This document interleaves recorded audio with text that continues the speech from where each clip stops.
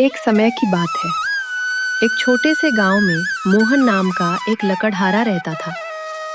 मोहन बहुत गरीब था, पर उसकी मेहनत और ईमानदारी की मिसाल पूरे गांव में दी जाती थी। उसका परिवार उसकी पत्नी मीना और 2 छोटे बच्चे गोलू और राधा से मिलकर बना था। मोहन का जीवन संघर्षों से भरा था, पर उसके चेहरे पर कभी थकान नहीं आती थी। मोहन की सुबह सूरज निकलने से पहले ही हो जाती थी। वो अपनी कुल्हाड़ी हाथ में लिए घने जंगल की ओर चल पड़ता है। आज अच्छी लकड़ी मिल जाए तो मीना और बच्चों के लिए कुछ अच्छा खाने को ले जाऊंगा। वो जंगल में पहुंचकर सबसे पहले उन पेड़ों को चुनता जो सूखे होते या जिन्हें काटने की अनुमति होती है। वो कभी भी हरे भरे पेड़ों को नहीं काटता था, क्योंकि वो प्रकृति का सम्मान करता था। पूरी दोपहर मेहनत करने के बाद वो लकड़ियों का एक बड़ा गट्ठर तैयार करता। लकड़ियों का वजन इतना होता था कि कोई और उसे उठा भी नहीं पाता था, पर मोहन उसे आसानी से उठा लेता था। गांव का बाजार इतना दूर होता कि उसे मीलों दूर का सफर तय करना पड़ता था। अक्सर एक पहर तक वो बाजार पहुंचता और अपनी लकड़ियां बेचने की कोशिश करता। मालिक, ताज़ी लकड़ी है, बहुत अच्छी जलेगी, ले लीजिए। कितने की देगा मोहन? आजकल लकड़ियों की कीमत मिलती ही कहाँ है, जो उचित लगे दे दीजिए मालिक। बस बच्चों के लिए 2 वक्त की भोजन का व्यवस्था हो जाए। फिर वो कुछ ही पैसों में उस लकड़ियों को बेच देता है। जो भी पैसे मिलते वो उनसे चावल, दाल और थोड़ा बहुत आटा खरीदता है और शाम ढलते ढलते घर लौट आता है। आ गए? कितनी देर हो गई? हाँ मीना, आज बाजार में बहुत भीड़ थी। गोलू और राधा क्या कर रहे हैं? खेल रहे हैं, पर गोलू को कल रात से ही बुखार है, बहुत परेशान है। मोहन का दिल बैठ जाता। वो तुरंत गोलू के पास जाता, उसके सिर को छूता। गोलू का शरीर बहुत गर्म था। हे भगवान, अब क्या होगा? डॉक्टर को बुलाने की फीस और दवा का खर्चा कहाँ से लाएंगे? चिंता मत कीजिए, मैं पड़ोस से थोड़ी हल्दी और नीम के पत्ते ले आती हूँ, शायद उससे आराम मिल जाए। मोहन जानता था कि घरेलू उपचार से काम नहीं चलेगा। गोलू को अच्छे इलाज की जरूरत थी। उसे याद आया कि उसने गांव के मुखिया से कुछ पैसे उधार लिए थे, जो अभी तक चुकाए नहीं हैं। अगले दिन सुबह मोहन अभी जंगल जाने की तैयारी ही कर रहा था कि दरवाजे पर दस्तक हुई। ये मुखिया का चमचा मुनीम था। मोहन, मुखिया जी ने तुम्हें बुलाया है। तुमने जो कर्ज ली थी वो बाकी है। मुनीम जी, अभी गोलू बीमार है, कुछ दिन का समय दे दीजिए। जैसे ही कुछ लकड़ी बिकेगी मैं मुखिया जी के पास पहुंच जाऊंगा। अब प्यार से बात नहीं होगा मोहन। मुखिया जी ने कहा है आज शाम तक पैसे नहीं आए तो तुम्हारा घर गिरवी रख लेंगे। मुनीम चला गया और मोहन गहरे सोच में था। उसका छोटा सा घर ही उसकी एकमात्र जायदाद थी। अब क्या होगा? गोलू की तबीयत भी ठीक नहीं है और ऊपर से मुखिया के कर्ज का डर। मैं कुछ करता हूँ मीना, मैं आज और भी ज्यादा लकड़ियां लाऊंगा, चाहे कितनी भी मेहनत करनी पड़े। उस दिन मोहन ने अपनी सारी ताकत लगा दी। वो सुबह से शाम तक लकड़ियां काटता रहा। उसकी कुल्हाड़ी की आवाज पूरे जंगल में गूंज रही थी। उसने सोचा कि अगर वो पहले से ज्यादा लकड़ियां बेच पाए तो गोलू का इलाज भी हो जाएगा और मुखिया का कर्ज भी उतर जाएगा।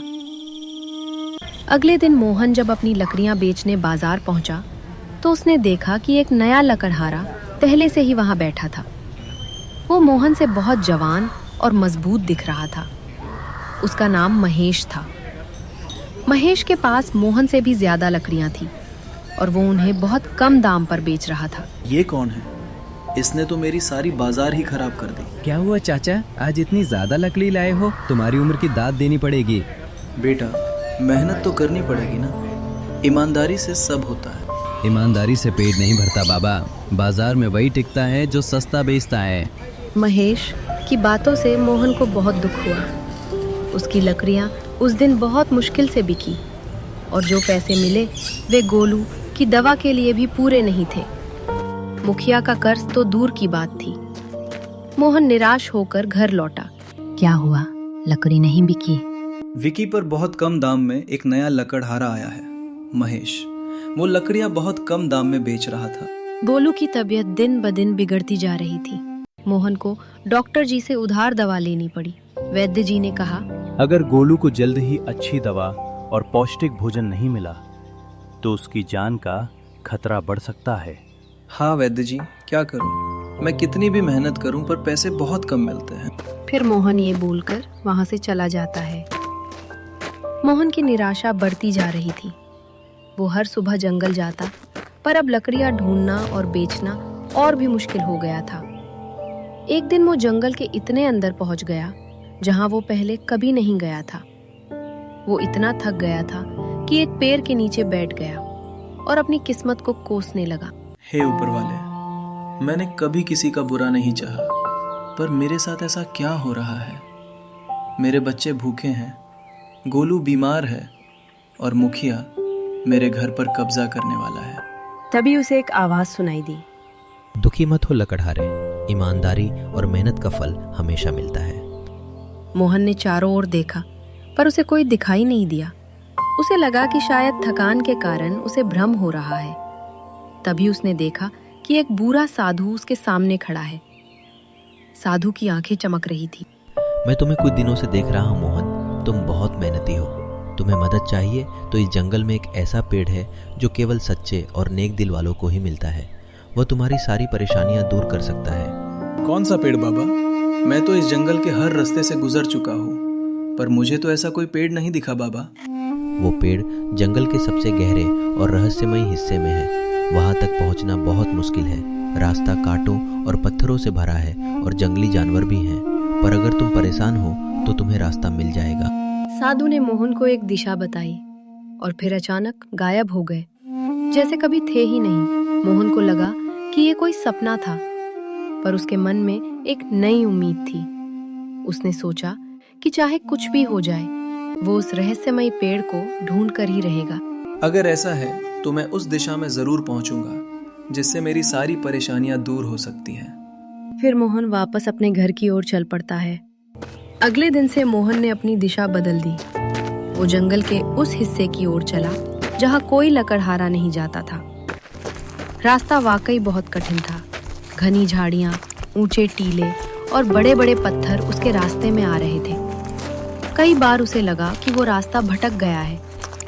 भूख, प्यास और थकान से उसका बुरा हाल था। और फिर रात को वो किसी पेड़ के नीचे लेट जाता है। सुबह होते ही फिर अपनी मंजिल की ओर निकल पड़ता है।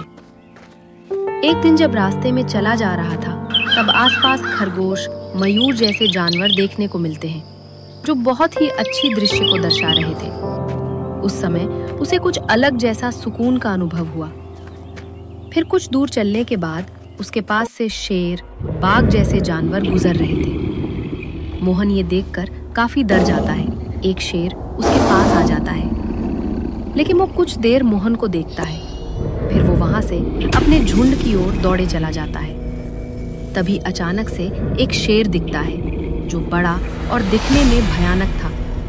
मोहन डर के मारे नीचे गिर जाता है। फिर कुछ देर मोहन को शेर देखता है, लेकिन फिर शेर भी उसे देखकर जाने लगता है।